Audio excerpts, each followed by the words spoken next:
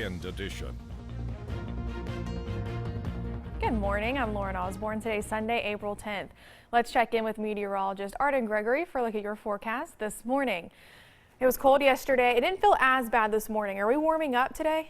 We are. It's still very cold this morning. We do have a hard freeze warning out until 11 o'clock a.m. So a very cold start, but the good news is we're actually going to have a pretty dramatic warm up today. So we're starting out very cold, but we are going to warm up quite a bit. And thankfully this morning, no snow showers. Yesterday, a number of you saw some snow showers as you were headed out your door. Caught a few people by surprise was my understanding, but those are all well gone, and we are seeing nice clean sweeps across eastern Kentucky. Nothing to worry about this morning. No snow or rain for that matter. Nice clean sweeps all across Pinpoint Doppler this morning. So that's the good news.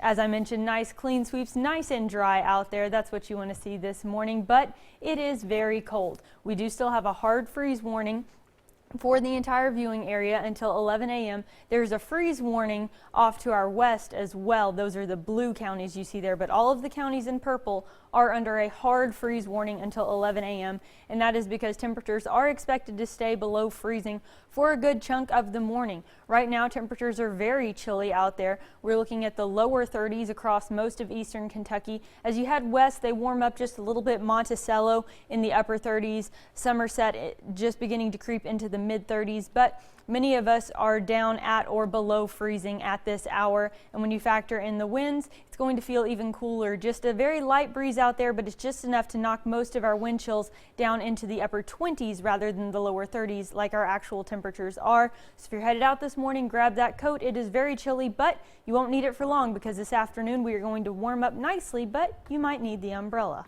Lauren? Arden, thank you. Well, even though it was a chilly day, like Arden just told us, that didn't stop some people from spending their day outdoors. Arbor Day is nationally celebrated the last weekend of April, but folks at Buckhorn Lake State Resort Park celebrated early by hosting a wildflower and Arbor Day celebration. Buckhorn Lake State Resort Park hosted an event Saturday to show the natural beauty of eastern Kentucky, but also help folks understand it. Those who attended learned about different types of wildflowers and trees of Kentucky. This is the time, when people are interested in that sort of thing. So. Professor of Biology Wilson Francis talked to folks specifically about the importance of wildflowers. Why plants grow where they do and what we can learn about the Appalachians from looking at what we see. Some may think it's too early to celebrate Arbor Day, but officials say it's not. Kentucky Forestry, and I believe they're the ones that set the date, but they have Arbor Day the first weekend in April. And everyone else, from my research in the United States, celebrates it the last weekend in April. Arbor Day was April 1st in Kentucky, but National Arbor Day isn't until April 29th.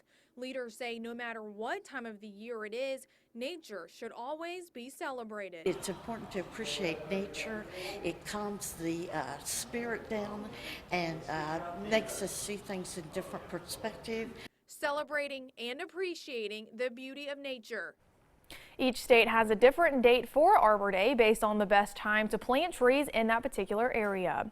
Federal data shows that Kentucky is technically maintaining safe levels of lead in drinking water. However, some systems in Kentucky had levels that barely passed the federal standard.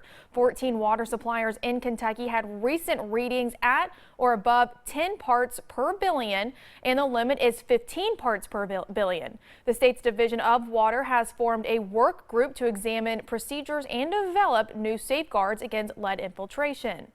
One Laurel County woman is behind bars after witnesses say she attacked 3 family members. Laurel County Sheriff's deputies charged 20-year-old Ashley Rayburn of Corbin with 3 counts of assault for attacking her grandmother, uncle, and aunt during a child custody confrontation.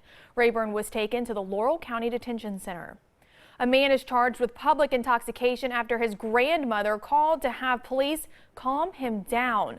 Laurel County Sheriff's deputies say they responded to the complaint and found 28-year-old Joseph Arthur of London high on meth. His grandmother says he was acting that way for more than a week.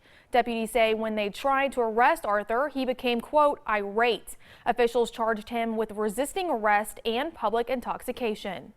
Officials across the region are warning folks about scams. Scams can come over phone or email, and most often they ask for money. Some will threaten legal action, but officials say it's not true. If the IRS or any other entity is charging you, they will send you a letter. Officials also say you should not provide any personal or financial information over the phone.